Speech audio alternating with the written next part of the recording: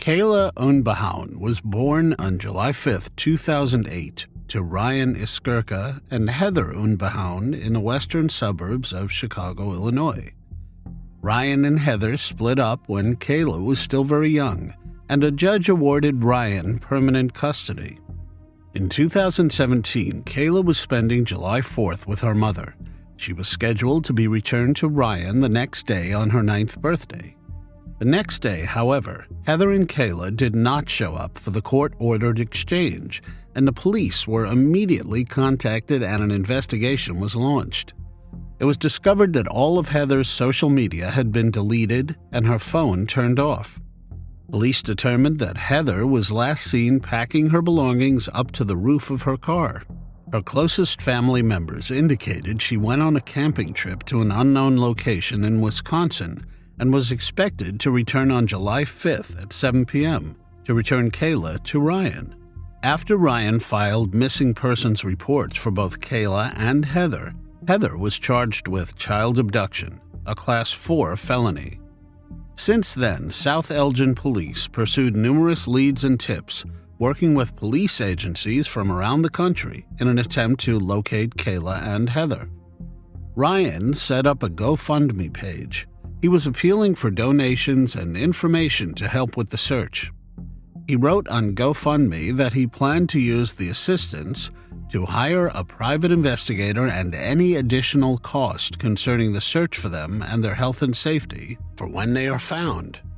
The safety and return of Kayla is the top priority of all my family and I, and any help we receive through this funding is greatly appreciated, he wrote. Between July 2017 and May 2023, the page raised just over $2,500 towards its $10,000 goal. In November 2022, Kayla's picture was featured on an episode of Netflix's Unsolved Mysteries. At the end of the episode, called Abducted by a Parent, missing posters and age progression images are shown from the National Center for Missing and Exploited Children. For just under 5 seconds, a photo of Kayla at 9 appears on screen alongside a picture of what she might look like as a teenager. On May 13, 2023, a woman was doing her shopping at the Westgate Regional Shopping Center in Asheville, North Carolina. At upmarket consignment shop Plato's Closet, the woman spotted a mother and her daughter. The woman recognized Heather Unbehaun and recalled that the child was missing.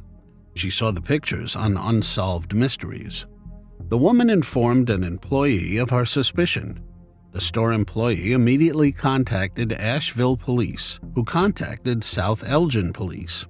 Police officers then confirmed the identities of the two individuals as Heather and 15-year-old Kayla Unbehaun. 40-year-old Unbehaun was subsequently taken into custody. Kayla was quickly reunited with her father.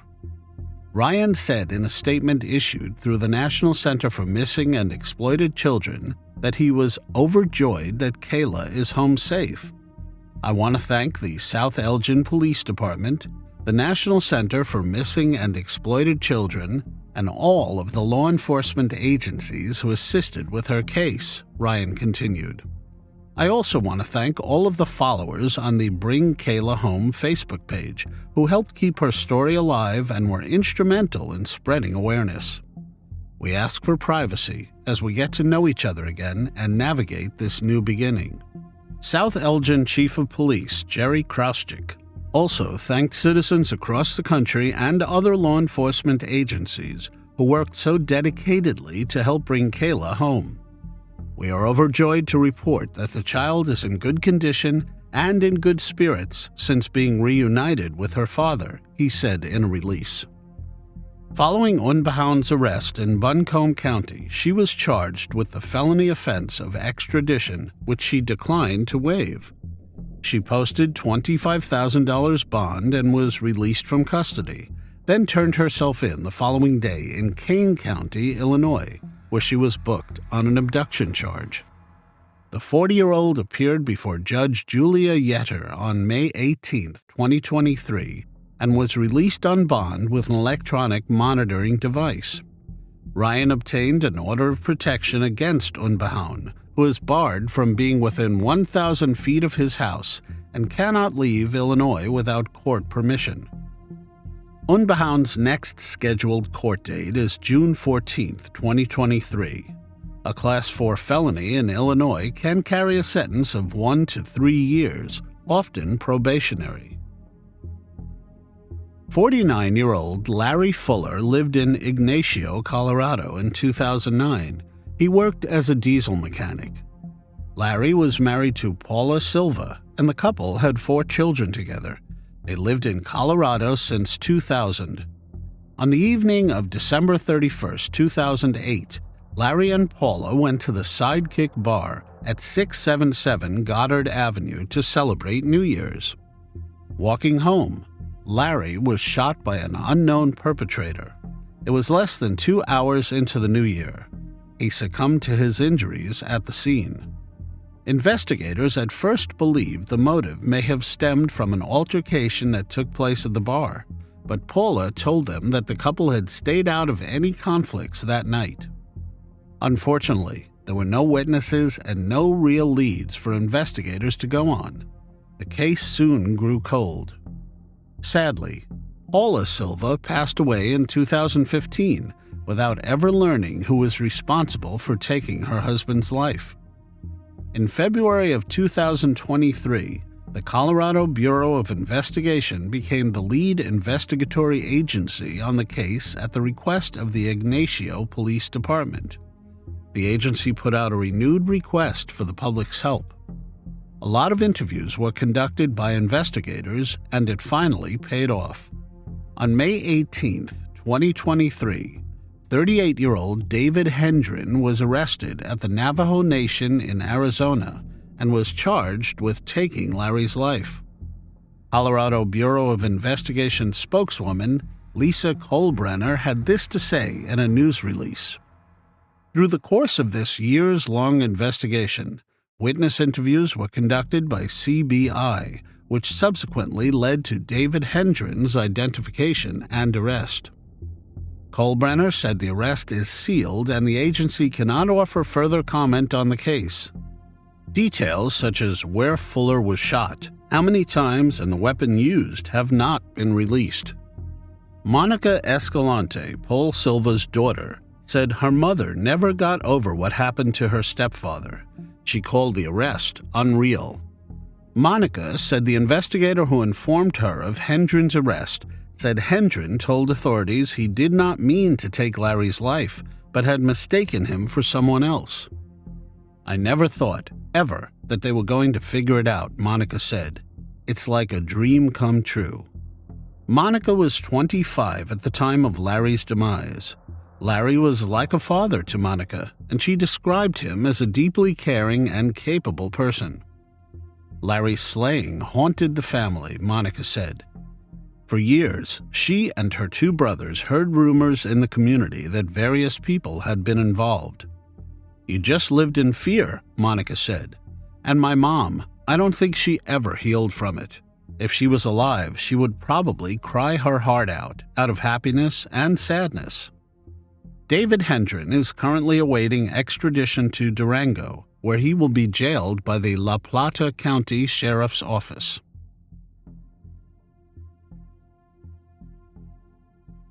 "16-year-old Sarah Yarborough lived in Federal Way, Washington with her parents and 11-year-old brother Andrew. Federal Way is a coastal city near Tacoma. Sarah attended Federal High School, where she was an honors student and drill team member. She loved art and dancing. On the morning of December 14, 1991, she drove to her high school to attend a drill team event. A few hours later, at 9:40 a.m., 2 boys walking in the woods outside Federal High School stumbled upon a body. It was Sarah Yarborough's. The 2 boys had cut through a patch of bushes as a shortcut on their way to school when they made the horrific discovery. Sarah was found wearing her skirt and a sweater, with her stockings wrapped around her neck. She had been strangled and assaulted. Investigators found and collected DNA from the perpetrator at the crime scene and stored it for further use. Sarah's car was found in the school parking lot. Investigators found nothing in the car that led them any closer to the attacker. The two boys and a jogger, also in the area that morning, worked with investigators to help create a sketch of a potential suspect seen shortly before Sarah's body was found. The unknown man had been seen leaving the bushes in a hurry and kept shooting the witnesses a series of suspicious glances as he trudged away from the crime scene. The sketch was shared around, but unfortunately, no one came forward that recognized the man. Students and staff at the high school were questioned, but investigators were unable to obtain useful information. With no real leads, the case grew cold. It was only in 2019, after using familial DNA, that police matched DNA from the crime scene to someone. Sarah's case was the first cold case to use genetic genealogy to generate investigative leads, according to Identifinders International. The man responsible was identified as Patrick Leon Nicholas. Nicholas was finally arrested by the King County Sheriff's Office in October 2019 while sitting at a bar in Kent, Washington. Nicholas's trial started on April 17, 2023 at the Norm Mulang Regional Justice Center in Kent. During his 2.5-week trial, Senior Deputy Prosecutor Celia Lee told jurors that Nicholas provided investigators with critical corroborating information before realizing he was a suspect. She also said, after leaving the safety of her car, her assailant led or dragged her into the bushes where her lifeless body was found.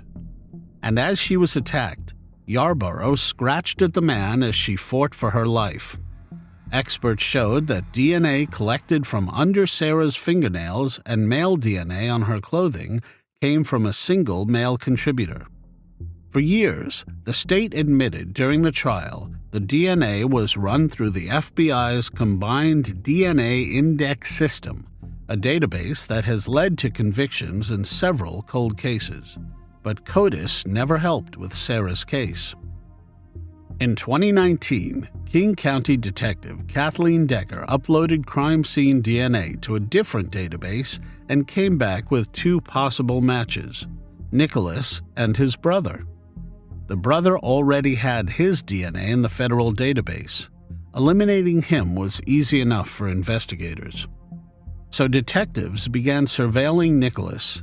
They ultimately collected some cigarette butts and a used napkin he threw away at a strip mall. Then state police tested the DNA. They found their match. Had we had the opportunity and the ability years ago to run familial testing, we would have identified, conceivably, that brother, and it would have helped us to narrow down and figure out who ultimately was responsible for this particular crime, said Detective Kathy Decker. On May 10, 2023, Patrick Leon Nicholas was found guilty of all the charges against him by a jury. Judge Josephine Wiggins handed Nicholas a 45-year and 8-month sentence. This is virtually a life sentence for the 59-year-old. Sarah's mom, Laura Yarborough, had this to say: "We lived the last 30 years wondering when and if someone was going to be arrested, and knowing that was kind of a Damocles sword hanging over your head, and you never knew when it's going to fall. When we lost her, our family was irrevocably changed. The trial's like a marathon. It's a slog. I didn't realize it was going to be quite this draining or exhausting or go on so long," said Laura. This conviction is not Nicholas's first time getting the maximum sentence either. In 1983, he was convicted of first-degree assault and sentenced to 10 years in prison. He was released after a little more than 3 years. The victim in that case, Ann Croney, also gave the victim impact statement, bravely facing Nicholas in court once again. Why was a repeat offender allowed to be released after serving less than half his sentence? Asked Ann. She also said Nicholas had 2 assault convictions prior to her attack that started with a seemingly friendly conversation at her car. He reached through the open driver's window and put a knife to my throat and told me to take off my clothes, she said. And I ran as fast as I could and dove into the river, and I swam harder than I ever swam before until I couldn't anymore. If he had still been in prison, he would not have been around to take away our daughter, Laura Yarborough said. The family said nothing will bring Sarah back or take away the pain they feel daily, but they get some comfort knowing Nicholas won't be able to hurt anyone else. Sarah's younger brother Andrew also spoke. He does not possess the ability to experience remorse or feel emotions the way normal people do. He does not belong in the free society with the rest of the people in this room. I recall the pain in my father's voice over the phone telling me that Sarah was not alive anymore. I recall the sounds of my parents crying through the walls at night as I laid in bed. Nicholas was also ordered to pay restitution to the Yarborough family. The amount will be determined at a later date.